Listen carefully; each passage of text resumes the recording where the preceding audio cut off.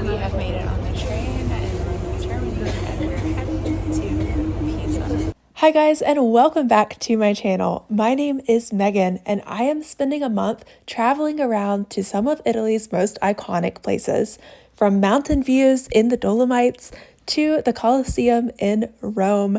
Today we are doing something a little different.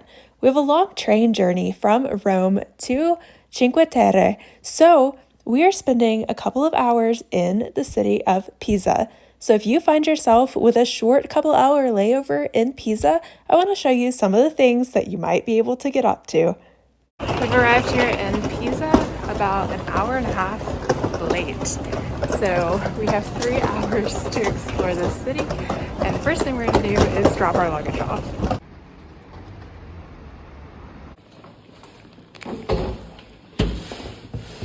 Now that we've dropped our luggage, we feel 1,000 times lighter and it's so much cooler here. We ended up not having any AC on our train ride, which ended up being like a 5-hour train ride instead of the supposed 3. The first place we were heading here in Pisa is La Bottega del Gelato or something to that name. We're going to get gelato for lunch because it is about 3 p.m. and a lot of things are closed. And honestly, we could do with a refreshing, cool gelato.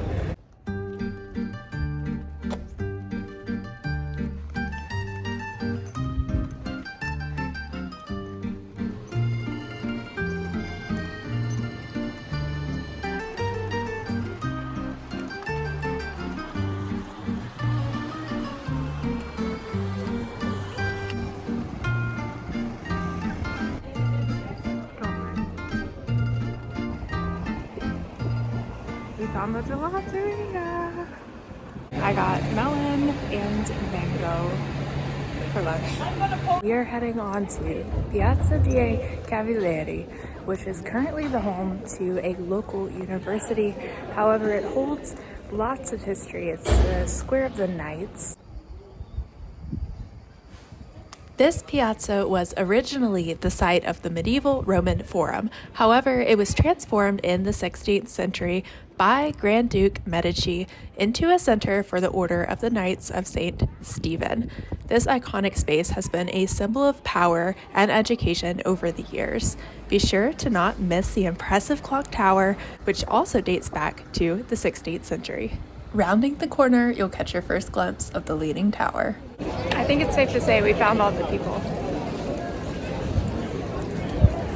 As a UNESCO World Heritage Site, the Leaning Tower of Pisa draws millions of visitors each year, and you can even climb all the way to the top. Unfortunately, we did not have enough time for that on our 3-hour layover. But this freestanding tower is famous for its tilt. It stands at about 56 meters tall and took nearly 200 years to complete, with work pausing multiple times due to its unstable foundations. The tower is 8 stories tall, including a chamber for the bells, all adorned with stunning Romanesque architecture. The tower sits in the Square of Miracles and is surrounded by several beautiful and historic structures, including the Pisa Cathedral and the baptistry. Alright guys, now we're going somewhere very unique, very close to the tower, very original.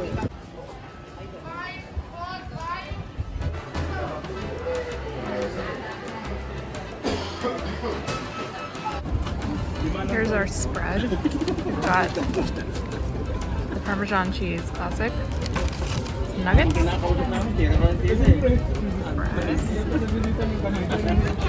Sprite. Gonna give the fries a try. Oh, and Mom got a donut as well. You can't really see it. It's kind of hiding. You gotta try the fries? It's like McDonald's fries.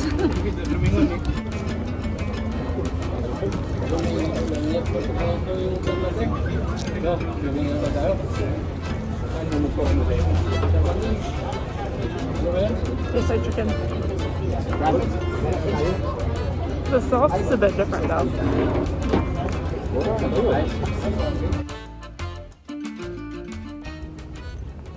Having just come from Rome, I will say Pisa feels so much more quiet. even in the busy area over by the Duomo and the tower, it just, I mean, it's peaceful. But we have about 30 minutes left now. We walked into a museum, did a little bit of shopping, and we are slowly making our way back to recollect our bags. Stopping in every single place and just seeing what's available. Some decent sized apartments for what would be a good price in America. I don't know about Italy. Across the river here is Chiesa di Santa Maria della Spina, and this is the Church of Santa Maria that is believed to have one of the thorns of Jesus' cross inside of it.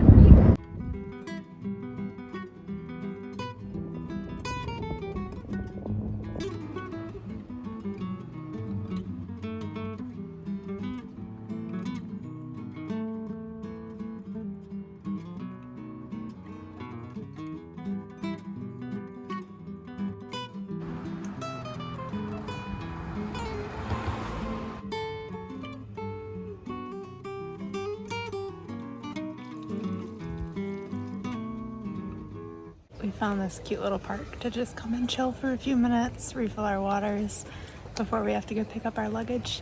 We are going to go and see Tuttomando, which was a piece installed here by Keith Haring, I believe his name is. We are going to walk by there kind of on the way to go and get our luggage. So we're just cooling off here in the shade and rehydrating before our 1 hour trip up to Cinque Terre. So I will bring you guys along to see the art, but otherwise I'm going to end this video here for our day trip to Pisa. I hope if you're going to Pisa that you've gathered some insights about what to do here. And if you like this video, I would appreciate a thumbs up. And if you would like to follow along for more adventures, go ahead and subscribe to the channel. I'll see you guys in the next video. Bye!